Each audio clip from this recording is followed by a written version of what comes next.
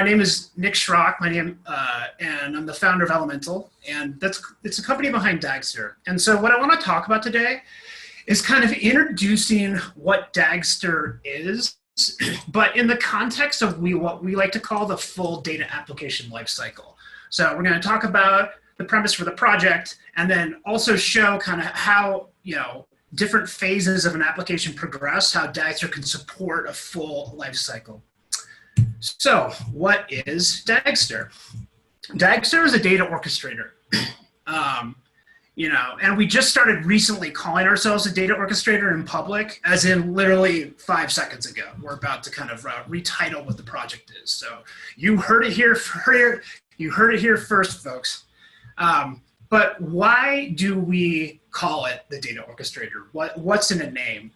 Well, we want to be clear about what we are and what our unique vision is in this sector. So first of all, we're an orchestrator. Our job is to manage and orchestrate the graph of computations that comprise what we like to call data applications. And I'll go into that term in a second. Data applications, we effectively view ML pipelines, ETL, ELT, et cetera, as effectively instances of the same software problem. Next, we are metadata and data aware. And we think this is kind of like our, what really distinguishes us from adjacent systems in this space, which are generally agnostic to the data flowing through their systems and just about the computations and managing dependency order. We also have a much more opinionated programming model, which allows us to build much more rich tooling. And then lastly, I just want to emphasize that, just philosophically, the system, we orchestrate data, we relate data and computations, but we also firmly believe that the data space is very heterogeneous and will continue to be heterogeneous over time, and increasingly so, actually. I mean, there's just so many new computational runtimes, and there's ones that pop up every day, and there's new infrastructure, new cloud providers, et cetera, et cetera. So we're committed to supporting data applications that are on any runtime, i.e. like Spark or data warehouses, any compute environment, whether it be serverless or Kubernetes, any storage, whether it's like file systems, S3 and whatnot. We're agnostic to those concerns. So let's talk about this data application concept. So we define a data application as a graph of functional computations that produce and consume data assets. In the end, that's what we're all trying to do here. We're taking files, we're doing computation on them, we're producing database tables or something. So if you kind of Google around, right, and look for the more familiar terms in this space, you have stuff like ML pipelines, and this is literally the images I found when I Googled around. And you have like the sequence of steps where you start with a file and you end up with a model that ends up being served. Or you have like a classic, if you look for ETL, you get some real graphic design monstrosities there. And this is a classic of ingesting, CSV using set and awk to a multi-threaded Java process, which I found quite charming. And then there's kind of the more modern du jour ELT stage, which is effectively ETL, except instead you just persist the raw data before you process it, right? And effectively, most modern systems just kind of do this as a matter of course these days.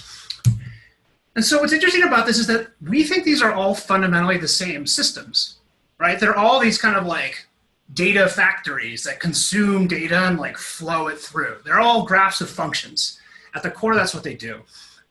I had to insert this slide after last week's talks, where literally 4 out of 4 of the presentations all put up this slide. So I want to keep that streak alive. But it's actually very germane, because like if ML people sometimes hear this and they're like, wait, I don't do ETL. That's someone else's job. But probably the most like famous graphic in ML explains how all of the work is everything which isn't ML, right? If you take out serving infrastructure and ML code in this chart, you're basically left with what hitherto has been known as ETL, right? Data processing is the core of all these systems. The other thing that's interesting is these things actually end up interrelate, right? You might be in a team or a set of teams where like one team runs the ETL pipeline, they produce some data assets that then the ML people produce downstream. So by artificially siloing these pieces of software, you actually compartmentalize a system which should actually be treated like one logical system. Okay, so what are the properties of these things? Well, I can say they're multi, right? It's a very heterogeneous world. Multi-persona. They're logical systems that people as varied of analysts, data scientists, and data engineers interact with. They're multi-tool. Each one of those people I mentioned has very different cultures. They have very different skill sets. They use very different tools. They have different preferences. You have to go to where the people are. You can't force everyone to encode their business logic in one system. It's also multi-team, just kind of like gets more and more complicated, right? These systems span the entire enterprise, and you have to subdivide the application into teams. And then as a result, those teams often end up running their own environments, right? And it's just like an extremely complicated domain. The last thing I'd say is that this is software engineering. And what I mean by that is that a lot of times traditionally, especially when you're talking about the ETL term, the move has been to try to like move kind of analysts or people who aren't engineers into a GUI tool that they're comfortable with and get them to do engineering tasks in a non-engineering way. We at Dagster fundamentally don't believe that's how the world works. You know, one example of this that I love is a project that I'm a huge fan of, which is DBT, which has taken analysts and instead of trying to like jam them into a GUI and say, you don't have to be an engineer, they say, no, here's a tool that makes sense to you that makes you into an engineer. And, you know, this data is a software engineering discipline. It needs tools that acknowledge the complexity of that and embrace it.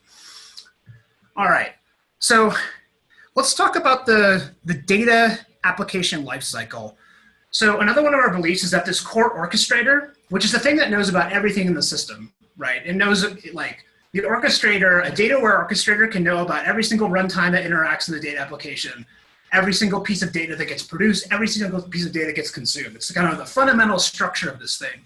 And we think that this graph, the computational graph that the data application models should be involved and support every stage of the software lifecycle. So you should be fundamentally using the same tools to both locally develop on your laptop, to some degree, locally develop on your laptop to operating this thing in a cluster. So let's talk about develop here. So we're gonna do one of these classic like toy examples, right? Where we're gonna load some data frame into pandas. We're gonna take that data frame and augment it with, call it a feature. That's what sugars per cup is. We're gonna compute something based on that feature and then do some business logic. So all we do here is we find like the top 25% of cereals based on sugar per cup. We compute the 75% cutoff, and then we filter everything, and then we write it back to a CSV file, right? Classic blinking lights demo. So this is just a raw Python script that does that, right?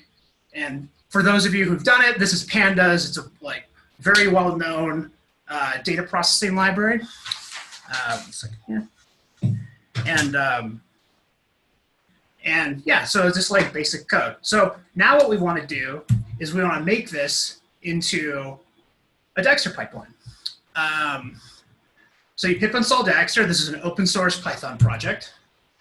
And what you do is you can start kind of like, you know, sprinkling these magic decorators on your existing Python code. So here all we do is we call our unit, and we'll go into the second. We call our kind of like node in our graph a solid. And we annotate it with a solid, and then we add this first parameter, which we can go into later. And then to orchestrate this thing, you just kind of like naturally call Python code, but this actually constructs a representation of the computation rather than executing it eagerly. So as same before, we have this solid. We call it like a functional unit of computation in the orchestration graph. In the end, it's just a function with some specific semantics that that framework knows how to interact with. And it's specifically designed for reuse and for testability, and I hope I can show you those features as we go along. And then we have a pipeline, which is a graph of solids.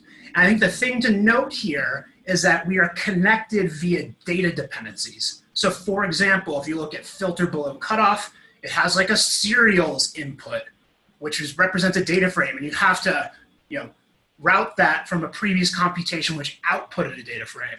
So we, you know, encourage the user to encode their data dependencies in this way. And we think this leads to much more reliable, far more testable systems. So once you do that, you can pip install our front-end tool called Dagit, and then effectively point DAG it to this thing, and this is running on our laptop. And so now I can demo. Let me share my screen here. All right, I'm just going to assume everyone can see this. And if we hop here, so this is what the GUI looks like when we're just looking at this thing. So we have a representation in this web app. You'll notice that we have data dependencies. Note how we have the any type anywhere. We kind of like automatically assign the any type so that it ends up being gradual and optional. And now, so we can view this and we can also execute it, right? And so I'm actually going to configure this thing to run each of the steps in its own process. And this is executing live on my laptop. This is actually kind of terrifying because the computational expense of might totally shut this thing down. And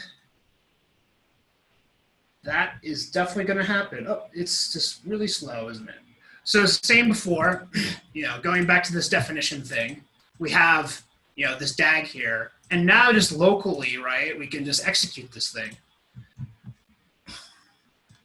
So we go. And so this is this beautiful kind of Gantt chart viewer that we have, which live updates and like, I don't know how good it ends up looking over Zoom, but it's very pleasant to use, I'll give you that. We have logging, we have all this stuff. One interesting thing is that one of the things the system is doing is it's automatically managing, kind of shuffling the intermediate values from one node. In my case, on my laptop, is just a process of the machine to another.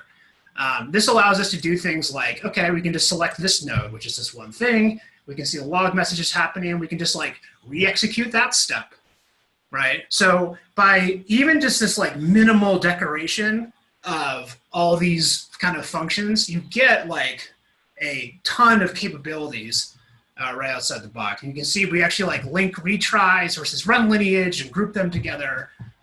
These end up being viewed in a run viewer. You can see all this information. You can go back to the run. So it really is a joy to use. Okay, so we had, nice demo, nice UI, has some interesting capabilities, but, we haven't really done that so much interesting yet. And so I'm going to take a 1 second interlude. There's this classic, what's the next problem we want to deal with? Well, there was this classic, line out of Founders Fund, which is like, we wanted flying cars and we got 140 characters, right? But this was like 10 years ago. I think this slogan needs updating. And I would suggest in 2020, the right answer would be this, which is we wanted flying cars, we have YAML.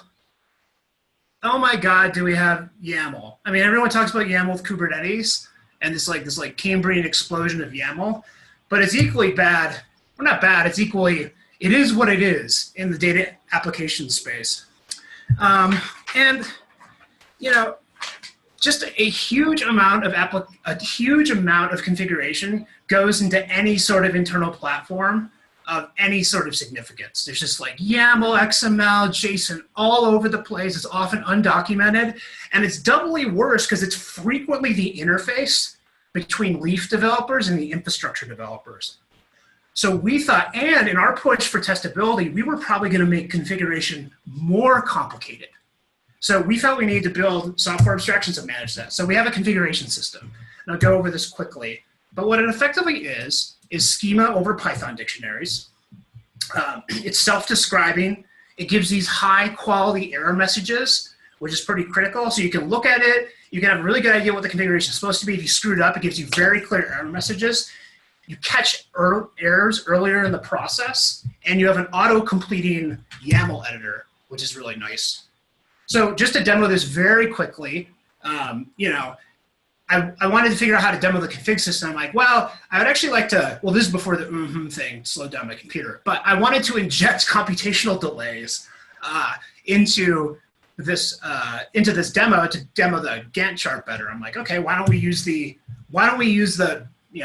this config editor to do that? So we go there, and instead I'll switch right in here. That's faster. Go to the next step in the demo. And you'll see here, you have like this config right here. And then you can go to the playground here, and I preloaded some config, but let's pretend like we hadn't typed that. And now you can see on the right-hand side, you have the schema right there about how you can configure this thing. And we can say, actually, I want to delay this. Actually, let me show you. See how the documentation's right in there? So nice. So now we can do this, and we can launch it. And now you'll see that like we have been able to configure this delay. Configure this delay. The next one should be a lot slower. Boom, there we go. So you're able to like, you're able to adorn different artifacts in our system with config. It's self-describing. It can be very complicated and nasty, and you get all this tooling support around it. We think it's actually really critical. Next, we have our type system. So you noticed in the previous demo that all the connections between the nodes were annotated with the any type. That's because we have a type system. It has to have a type. And the way we make this thing gradual and optional, so you can like kind of like opt into it, is by defaulting everything to any. We think that's really important, especially because the nature of these systems is that often you don't know what the data you're dealing with is until you start writing the computation. So the dynamic you want is you want to be able to kind of be writing the code and having it in the system. And then as you figure stuff up about the data you're processing, you can kind of like augment the type system to reflect your current level of insight into the data. And the other thing is that our type system is very arbitrary, meaning that a user-defined type, its core kind of property is a function that the user writes to determine whether or not the type check passed. This leaves our users to have enormous flexibility about what these types represent. So, if we edited the code here to reflect the types, you'll notice that we import a data frame type from one of our libraries called Dagster Pandas, and we can annotate this function with types. This automatically gets ingested, and we kind of interpret it as Dagster types. And that thing that we imported is not like a Python type. It's actually like constructed with our API, and it has all these different properties. And I don't have time to go into all the different properties of it, but we can attach all sorts of behavior to it. So you'll see here that the DAG here now is kind of decorated, right, with the fact that like it takes this type, it spits out this type, etc. It's great for documentation, and you can like trust it more. And what this gets to a world where you want to get to as a Dagster developer is you want your solids to kind of describe themselves. You want to be able to look at this and understand exactly what the state of the world is necessary for this computation to complete. So in this case, and we'll build this up over time, but add sugar per cup says like, hey, if I have access to a data frame, I'll do computation on it and spit out a data frame.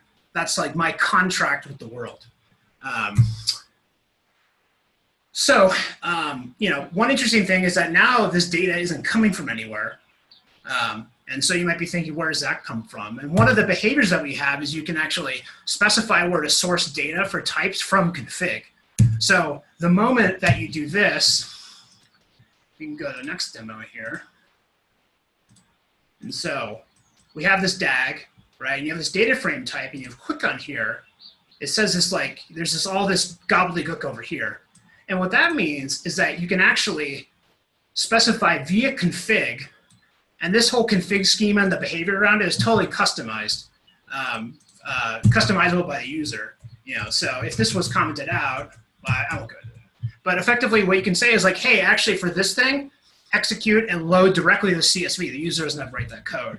And that gets incredibly useful once you start talking about executing subsets of these things. So here, I'm not going to go into it, but you can like select substrokes of this DAG and execute them, and then use that type system to load, to parameterize those computations. Okay.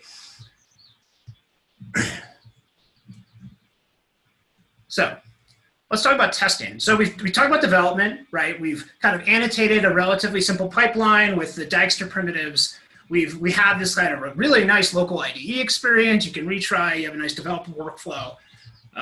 But now let's talk about testing. So a couple words on testing. One, testing data applications is uniquely challenging.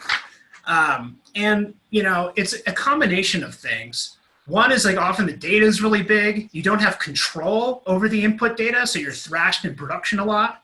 Often these data applications have very heavy external dependency on unmockable things like data warehouses and Spark clusters. So testing is a challenge, and the issue with that is that the status quo is kind of like, if you think about all the stages where you could catch defects in software, in data world, it's way lopsided towards prod. And you know how bad that is, right? Because defects that are caught in prod, a bug showing up in a CEO dashboard is way worse than one showing up in a test suite, right? It's kind of like obviously true. And our goal is not to say like everything has to be 100% testable. We want to be clear that we want to be practical on this. Our goal is to bend this curve. There's still, with the nature of these systems, you cannot change them. There is some testing that can only happen in production, right? Performance testing to some degree, like you only will catch changing prod data in prod.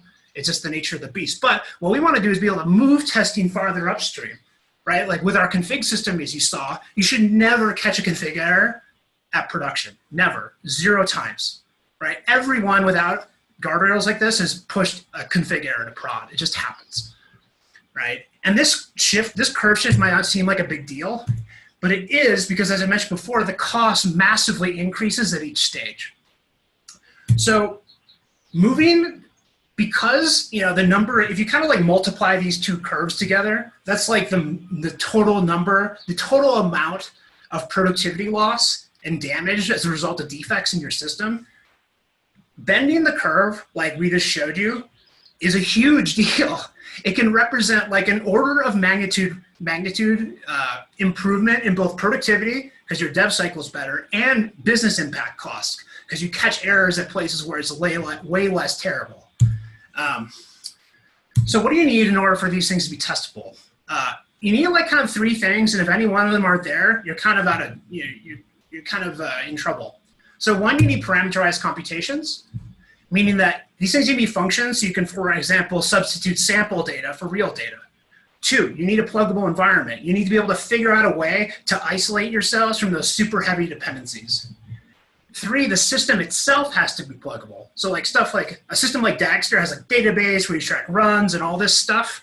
In order to run that in an isolated environment, you need to be able to, for instance, cut your dependency on a database in some cases in order to do like effective unit testing as an example. And we have kind of abstractions that try to attack all of these layers. And I'm going to start to speed up now because I just realized that I have too much content. So we have this notion of a resource. And it's a different abstraction. And I'll talk about 2 things here. 1, into every solid we pass in this context object. And you can think of context as like, this is the way that you interact with the environment that you have to interact with. Meaning that, here this solid says that like, I need this thing called a data lake in order to succeed. And the data lake is presumably some like internal abstraction that someone's written at this company to save data files somewhere. So this solid is saying, I need this data lake to succeed, right? And then you always access something like a resource off of this context object, which means that you can change the version of it that happens at runtime. So this is kind of like a built-in coarse-grained dependency injection system, if you know that term. If you like dependency injection, this is like a nice Pythonic way to do it. If you don't like dependency injection, this feels nothing like dependency injection. But it ends up trying to accomplish the same thing. So here, based on mode, I'm going to skip this demo because we're running short on time. But effectively, from within the UI, you can switch which version of this resource you use, and you can do the same thing at CI/CD side. So let's assume that you've used our resource capabilities to test this thing. You have a CI/CD pipeline that like isolates and cuts some of the hard dependencies on very expensive external resources. Now we want to deploy this thing. So if you remember that couple slides ago, I was saying that the system itself is pluggable, and I was using it to talk about testability.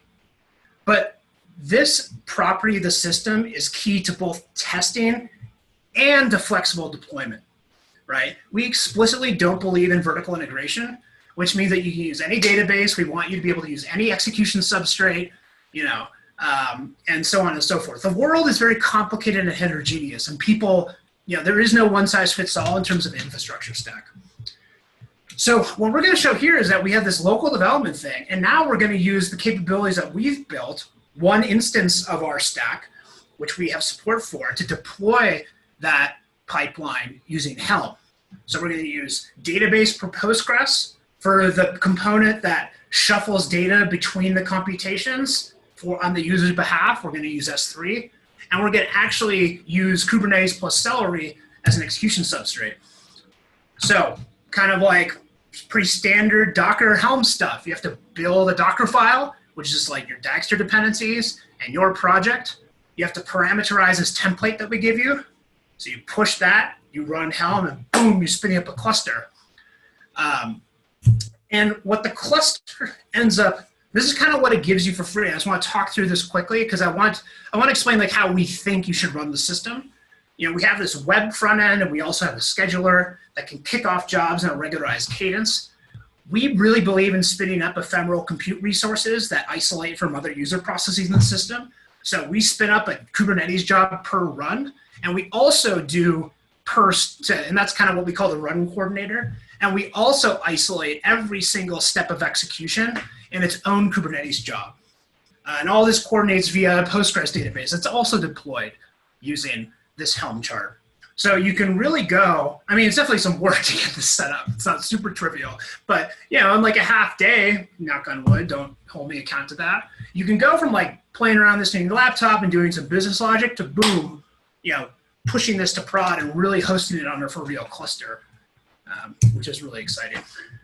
And then here you get the same tools in the hosted environment, right? Here you have that same configuration editor, but instead you're using it to configure the properties of how you're gonna do a Docker image pull in your Kubernetes cluster. And then you have the same exact ops tools, which are telling you that like, hey, this thing executed in this job, right? It's really exciting. Last, we have operate. So we do come with a scheduler or a scheduling API. So one of the big things here is that you want to be able to regularly kick off computations, like say like every day at 3 a.m. We want to be able to execute this stuff. We leverage our config system to do this. So effectively what a schedule is it takes a date, you run a user-defined function, and it produces a chunk of config to run on a specific pipeline. And that's what it does. We really like to use this config code separation to enforce some testability constraints. So you have this chunk of code that is fixed, and then you only vary on the config aspects. This also helps with like backfilling, because effectively, if you want to backfill, you kick off n things, and you're providing different dates into this function and queuing up a bunch of runs. We have nice UIs to manage this. So you can turn off and on schedules, you can see when they're last done, you can get information about them. And we also have charting and graphing capabilities to track execution time over time and other properties. Lastly, we have what we call the asset management. 1 second here. Okay, thank you, Pete. I'm free to go to 9:55, but I will end a little earlier than that, Pete, I promise. So asset management, you know, we talked about data awareness, and assets are really our way of helping out with data management at an operational level. So what am I exactly talking about here? Well, solids can also look like this. So one interesting fact here is that the core API for a solid is actually, it's a data computation, or just a computation that yields a stream of these structured events in the Dagster API that inform the runtime about things that are happening, right? So what this says is it's yielding an asset materialization. That is an event that indicates that it has created some externalized thing that will outlive the scope of the computation. In this case, it wrote to a file, but it could be anything, right? Like if you have no external side effects, what are you even doing, right? So like at the end of the day, you have to do something. And you know, this is how you track that. And then that output event actually is like more of like a signal that it's done, and here's the output, and that's the value that will be passed to the next solid down the chain. So quick demo on this one, because this one's really fun. I think I skipped one, so go down to here. So that save to data lake thing is here, right? You'll see here it has the required resource that it has. Now if I go here and I run it, I have these preloaded configurations that you can run. And now we execute this thing.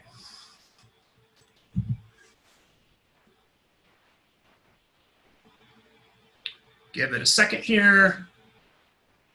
I never get tired of looking at this Gantt chart, if I have to be honest here. So we know that this thing has yielded what we call materialization. We actually, our log viewer is nice, right? You can like search for these structured events, and it says here, oh, it emitted this asset materialization. And you might be asking, well, what does that do? Well, as a result of this, it actually shows up in this thing called the assets manager. So, you know, it was called serials, so we can look for it, and boom, here it is. And you have like this index where it, oh, that was the wrong one. 1 second. I was like, that didn't fail. There we go. So here we can see like, hey, here's the, you know, here's this asset, here's some metadata about it, here are the last runs that touched it. And this might not seem that profound, but when you start producing thousands and hundreds of thousands of assets, and you have no idea where they came from, this capability of being able to link computations and assets is enormously powerful. You know, the use case you should really think about is we have users who are allowing their analysts to self-serve ops-wise their pipeline. So the analysts come into the system and just like type in the name of their database table, and then they can see, oh, this thing hasn't been touched in 2 days. Maybe I need to click on that pipeline and go retry it. And so this has allowed effectively, you know, infrastructure developers to empower their Leaf developers to own more of the end-to-end lifecycle. And we think this is a really exciting direction. So yeah, just to summarize, you know, this was kind of a whirlwind presentation. Thank you for bearing with me. But, you know, we went through and we, you know, at least in demo form, developed a pipeline. We made it more testable. And then we deployed it to Kubernetes, and we're tracking, we scheduled it, and we're tracking what assets it's created, and so on and so forth. Now, what I showed you was a very narrow example that only involved pandas and Kubernetes. But we have an entire world of tools that we interact with, right? Like we have users who, you know, are using our integration with Papermill to great effect. We have PySpark users. We have people using Snowflake. We have people using dbt. We have people using pandas. We have folks who are ingesting data from Google Sheets, who are shooting out events to Slack, and, you know, using all of our features to track these complicated interrelations. And it's just like, it's too much to go into all of that right now. But this really is turning into a full-fledged platform. And so with that, I will end the presentation. Thanks so much for joining. You know, this is an open source project, so you can go and find it on GitHub. You can pip install it. You can come say hi in our Slack and ask us more questions. We have a totally new revamped docs site. If you looked at it a while ago and the docs were a little janky, I think we've made a ton of progress on that.